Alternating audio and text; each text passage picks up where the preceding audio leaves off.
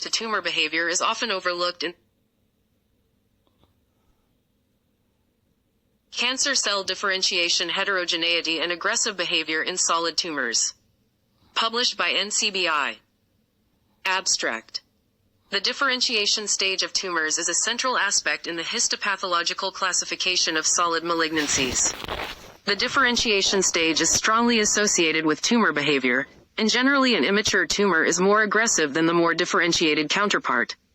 While this is common knowledge in surgical pathology, the contribution of differentiation-related gene expression and functions to tumor behavior is often overlooked in the experimental, tumor biological setting. The mechanisms by which tumor cell differentiation stages are perturbed or affected are poorly explored but have recently come into focus with the introduction of the tumor stem cell concept. While developmental biologists view the differentiation as a unidirectional event, pathologists and tumor biologists have introduced the concept of dedifferentiation to explain phenotypic changes occurring in solid tumors. In this review, we discuss the impact of the tumor cell differentiation stage as used in surgical pathology. We further discuss knowledge gained from exploring the molecular basis of the differentiation and dedifferentiation processes in neuroblastoma and breast cancer, two tumor forms where the tumor cell differentiation concept is used in the clinical diagnostic work and where the tumor stem cell theory has been applied.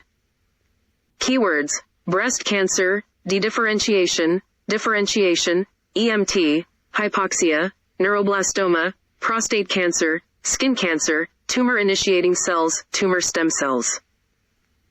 Introduction. The biological meaning of the term differentiation denotes the developmental process whereby cells gradually acquire the capacity for a more specialized function by change of phenotype. While developmental biologists generally view this process as unidirectional, observations in the context of cancer show that the differentiation process can reverse and that cells can dedifferentiate. Despite the fact that classical tumor diagnostics based on surgical pathology and histology for decades have used tumor cell differentiation status as one important aspect to score, evaluate, and communicate tumor aggressiveness, overall experimental tumor biology has over the years not focused on the differentiation processes, but rather studied molecular pathways leading to growth, migration, and cell death.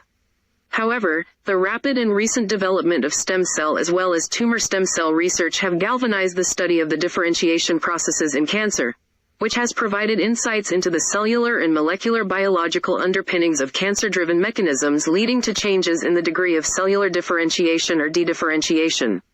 In this contribution, we discuss the impact of the tumor cell differentiation stage on tumor behavior and the use of this important concept in surgical pathology.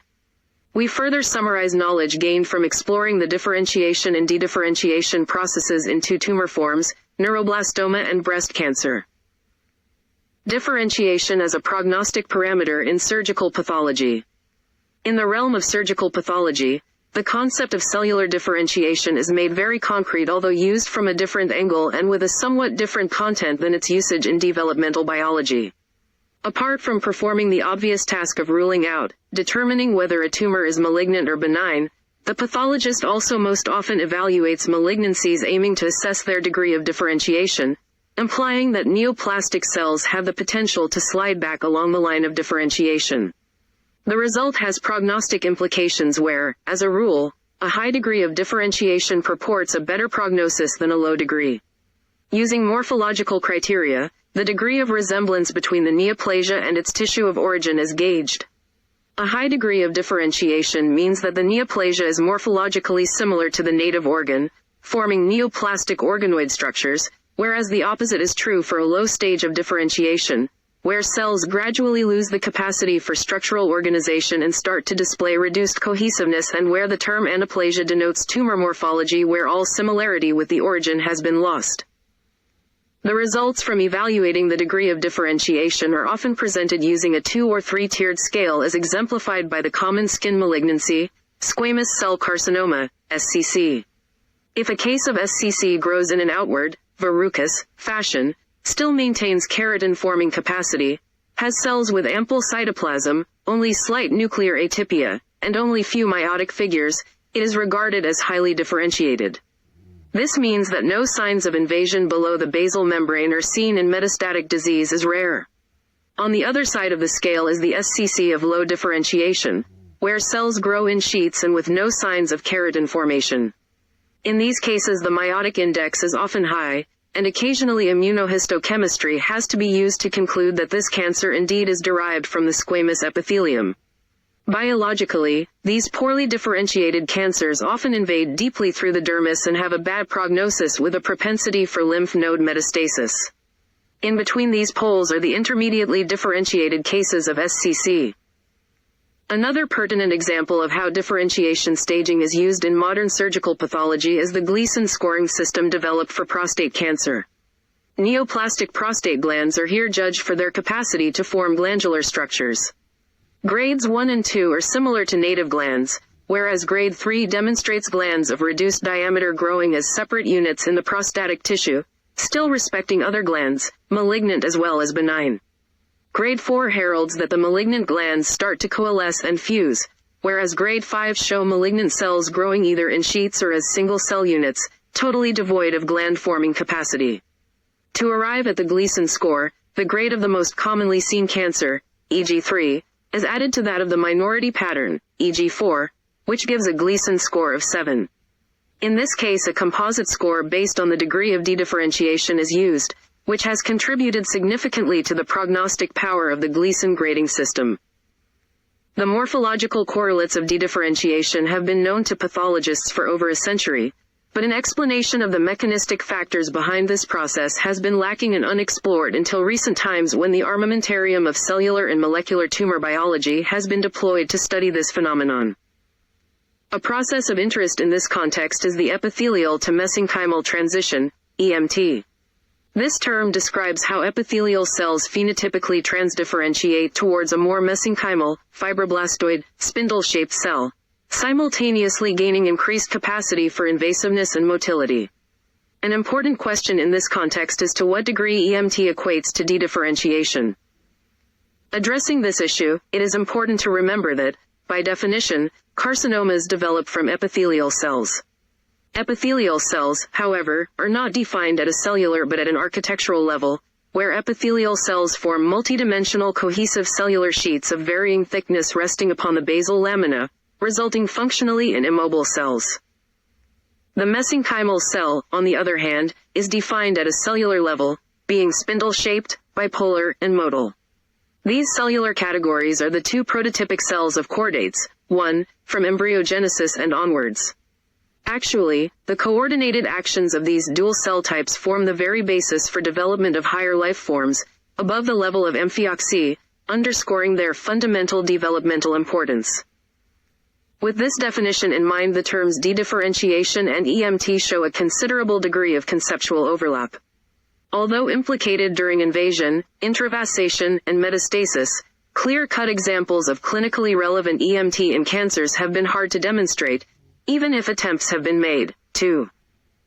However, as pointed out, dedifferentiated tumors indeed have a considerably worse prognosis, and this category is more often found to invade vascular and neural structures and transgress histological boundaries such as organ capsules, which microscopically recapitulates the in vitro data on cells performing EMT. Neuroblastoma and tumor cell differentiation. There are few tumor forms that present such a tight link between clinical behavior and tumor cell differentiation stage as the childhood cancer neuroblastoma. Being derived from sympathetic nervous system precursor cells or immature neuroblasts, neuroblastoma cells are arrested at varying stages of differentiation, and, based on histopathology and degree of morphological differentiation, 3 tumor variants have been defined. 1. The benign ganglioneuromas exclusively containing ganglion-like cells and stroma. 2. Ganglioneuroblastomas containing neuroblast-like immature cells with small nuclei and scant cytoplasms intermixed with a smaller or larger proportion of more differentiated tumor cells with larger nucleus and cytoplasm, and 3. Neuroblastoma proper with neuroblast-like cells and lacking tumor cells that show apparent signs of morphological ganglionic differentiation. More intriguing, neuroblastomas show one of the highest rates of spontaneous differentiation, a phenomenon first reported in 1927 by Cushing and Walbach, who described a child with a sympaticoblastoma, later termed neuroblastoma, that spontaneously developed into a more differentiated, non-aggressive tumor with a differentiated sympathetic phenotype. 3.